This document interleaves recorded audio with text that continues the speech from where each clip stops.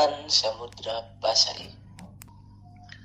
Pada tahun 1267 telah berdiri kerajaan Islam pertama di Indonesia, yaitu Kerajaan Samudra Pasai.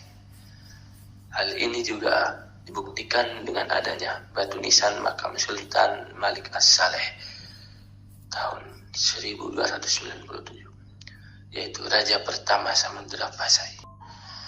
Kesultanan Samudra Pasai juga dikenal dengan Samudra Pasai atau Samudra Darussalam, adalah kerajaan Islam yang terletak di pesisir pantai utara Sumatera, kurang lebih di sekitar kota Lok Seumawe, Aceh Utara sekarangnya.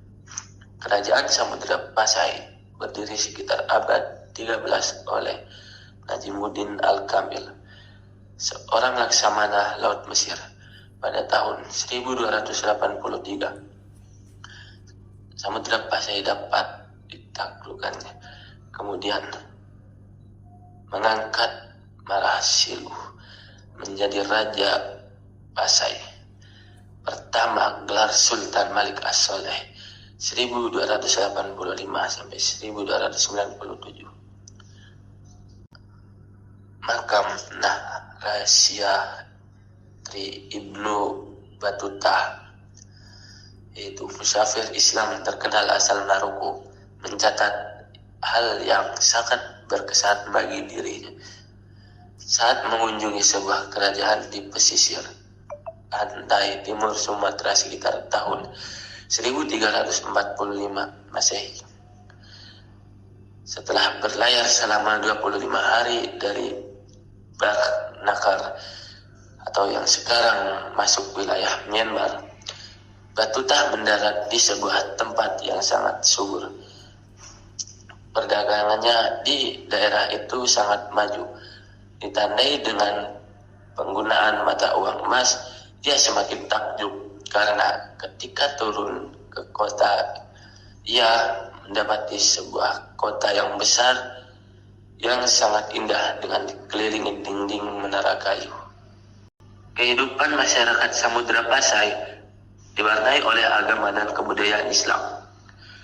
Pemerintahannya bersifat teokrasi. Rakyat sebagian besar memeluk agama Islam. Raja-raja Pasai membina persahabatan dengan Champa, India, Tiongkok, Majapahit, dan Malaka. Pada tahun 1297, Malik As-Saleh meninggal dan digantikan oleh putranya Sultan Muhammad pada tahun 1297 sampai 1326, lebih dikenal namanya dengan Malik At-Tahir. Pada tahun 1326 sampai 1348 juga memakai nama Malik At-Tahir, penggantinya Zainal Abidin. Raja Zainal Abidin pada tahun 1511 terpaksa melarikan diri dan meninggalkan tahtanya, berlindung di Majapahit karena masih Samudra Pasai Raja Majapahit.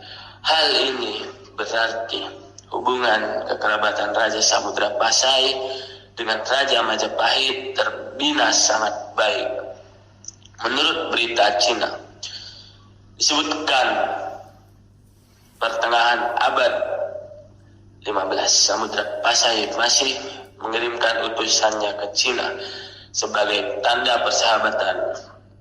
Di sana bin Naina Fatahillah, ulama terkemuka Pasai, menikah dengan adik Sultan Trenggono, Raja Demak, atau adik Patih Unus, anak Raden Patah. Fatahillah berhasil merebut Sunda Kelapa pada tahun 22 Juni 1522. Berganti nama menjadi Jayakarta, juga Cirebon, dan juga Banten. Ya, selanjutnya Kerajaan Malaka. Pada awal abad ke-15 Masehi, Kerajaan Malaka didirikan di Semenanjung Malaya dan menjadi kesultanan setelah memeluk Islam. Lokasinya di Selat Malaka membuat pusat dagang sibuk. Pada tahun 1511, Portugis menyerang memenangkan pertempuran dan Malaka jatuh. Malaka berdiri setelah ekspansi Majapahit dipimpin oleh para Meswara yang awalnya beragama Hindu. Kemudian memeluk Islam, Malaka menjalin hubungan dengan Cina, mendapat pengakuan dari Kaisar Ming, dan memiliki perlindungan dari ancaman Siam. Kemitraan ini berlangsung hingga kematian para Meswara pada tahun 1414, di mana putra Megat Iskandar Shah menggantikannya. Kerajaan Aceh Darussalam. Sultan Ali Mugoyat Shah atau Raja Ibrahim menjadi raja pertama Kesultanan Aceh Darussalam setelah pernikahannya dengan putri Raja Aceh. Kesultanan ini terbentuk dari gabungan Kerajaan Lamuri dan Kerajaan Aceh. Muncul sebagai pusat Islam di Nusantara, puncak kejayaan terjadi pada pemerintahan Sultan Iskandar Muda 1607 sampai 1636 Masehi yang menolak campur tangan Inggris, Portugis, dan Belanda. Aceh memiliki wilayah yang luas, ekonomi makmur, dan kekuatan militer yang perkasa. Setelah kematian Iskandar Muda, Kesultanan mengalami ringkasan dan keterlibatan dalam Perang Aceh Belanda 1873 sampai 1904, menyebabkan kedaulatan Aceh jatuh ke tangan Belanda. Beberapa peninggalan kesultanan masih dapat ditemukan, termasuk Masjid Raya Baitur Rahman dan makam Sultan Iskandar Muda. Kerajaan Perlak. Kedatangan dan pengembangan Islam di Nusantara sampai mencapai hampir ke seluruh Asia Tenggara telah memiliki sejarah yang panjang. Sejarawan Inggris Thomas menyebutkan bahwa masyarakat di Aceh adalah masyarakat yang mula-mula menerima Islam, sedangkan Perlak serta Pasai merupakan kerajaan Islam pertama di Nusantara. Menurut satu keterangan lain, abad pertama Hijriah atau sekitar abad ke-8 Masehi, Islam sudah datang dan menapaki wawasan ini, tepatnya di Perlak atau Perlak. Menurut keterangan ahli, Perlak sebagai satu kerajaan Islam ternama sudah pernah dipimpin oleh 20 orang raja atau sultannya. Menurut satu kisah, awal Islam di Perlak sudah mulai sejak masa pemerintahan Khalifah Umar bin Khattab. Ketika itu, Parsi bisa ditaklukkan dan rakyatnya diislamkan. Oleh karenanya, orang-orang Arab dan Parsi yang sudah berada di Perlak ketika itu juga ikut memeluk Islam. Bahkan ketika terjadi peristiwa peperangan antara pihak Ali bin Abi Thalib dengan Muawiyah bin Abi Sufyan yang terkenal dengan Perang Siffin, banyak pengikut Ali yang disebut sebagai Alawiyin melarikan diri dari tanah Arab ke Asia Tenggara, khususnya ke Perlak. Terdapat pengikut Ali yang melarikan diri ke Nusantara sampai ke negeri Perlak, yaitu Ali bin Muhammad bin Ja'far Shadiq bin Muhammad Al-Baqir bin Zainal Abidin bin Husain bin Ali bin Abi Thalib.